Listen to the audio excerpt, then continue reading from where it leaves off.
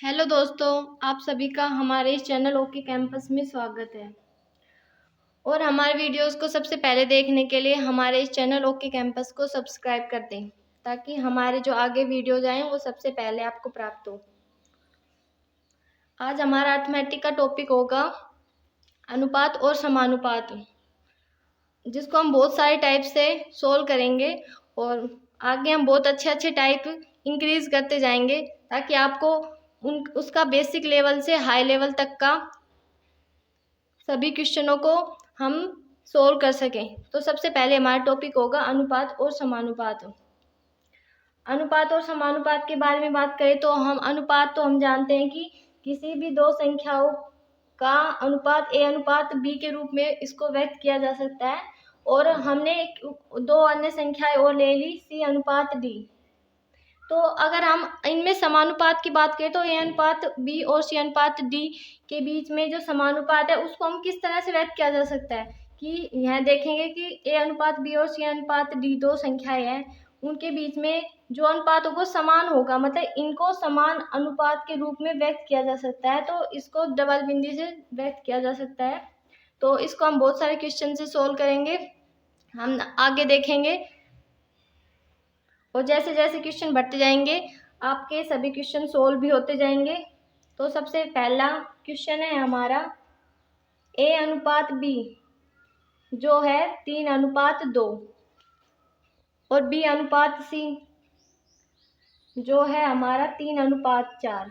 तो हमें बताना है कि ए अनुपात बी अनुपात सी का मान क्या होगा। तो देखिए, सबसे पहले हम आपको सबसे बेस्ट ट्रिक बताएंगे। वैसे तो एक क्वेश्चन को सोल्व करने की बहुत सारी ट्रिक्स होती है, बट जो सबसे बेस्ट होगी, सबसे ज़्यादा क्वेश्चंस पर अप्लाइड होती है, वही हम आपको बताएंगे। तो ए अनुपात बी ये है 3:2 और बी अनुपात सी जो कि है 3:4। तो हम इनको कंजुगेट के रूप में लिख सकते हैं कि ए अनुपात बी अनुपात सी का मान क्या होगा। तो ए अनुपात बी मतलब ए और बी में जो अनुपात है वो सबसे पहले हम लिखेंगे 3:2। अब उसी प्रकार बी और सी में जो अनुपात होगा वो हम इसी तरह लिखेंगे 3:4। अब बस आपको करना ये है कि जो भी यहाँ पर जो संख्या है उसको आगे इंक्रीज करते जाना है। तो देखिए यहाँ पे दो संख्या है, एक संख्या है 2, तो हम यहाँ पर इसको इंक्रीज करके लिख देंगे। और यहाँ पर 3 है तो यहाँ पर 3 को लिख देंगे। बस आपको कुछ नहीं करना है कि वैसे जो पीछे जो संख्याएं होगी वो आगे सेम टू सेम लिख दी जाती है और जो आगे जो संख्याएं होंगी वो पीछे सेम टू सेम लिख दी जाती है किसी भी अनुपात को बनाने के लिए। तो बस आपको क्या करना है कि सबसे पहले अब इन दोनों जो भी है इनको गुना करते जाना है। तो देखिए 3 और 3 9 अनुपात 3 दूनी 6 और 2 चौक 8। तो यह हमारा ए अनुपात बी अनुपात सी का अनुपात हुआ।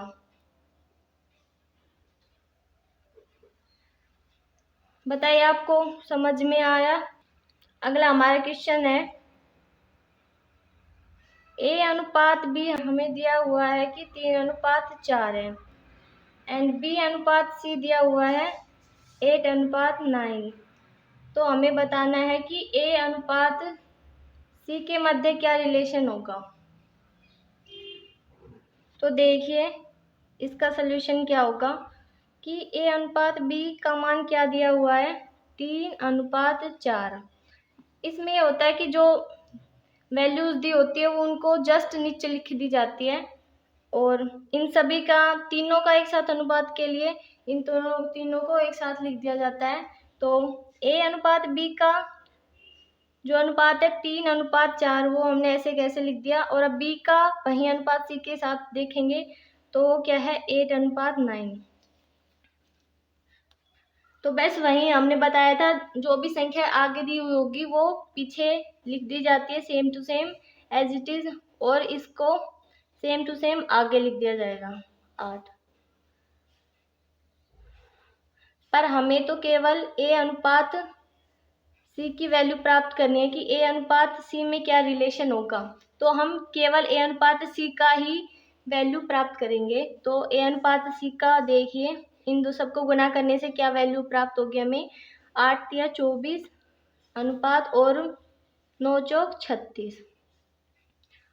तो हमारा A अनुपात C क्या आया, 24 अनुपात 36। अब देखिए ये किसी से कट रहा है क्या, ये किसी का फैक्टर है क्या, ये 12 से कट रहा है, तो इसको 12 से काट देंगे तो 2 अनुपात 3।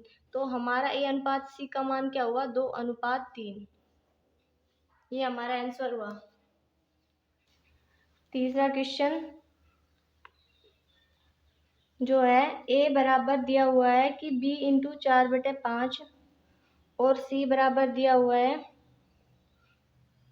इसको B मान लेते हैं ना, C इंटू 5/2।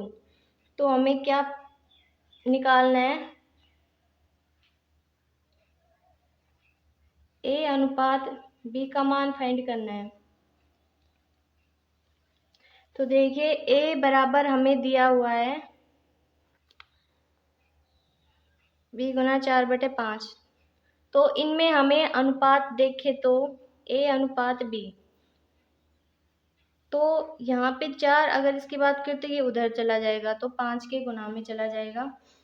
तो अनुपात के रूप में अगर इसको व्यक्त करें तो A का अनुपात 4 और B का अनुपात 5।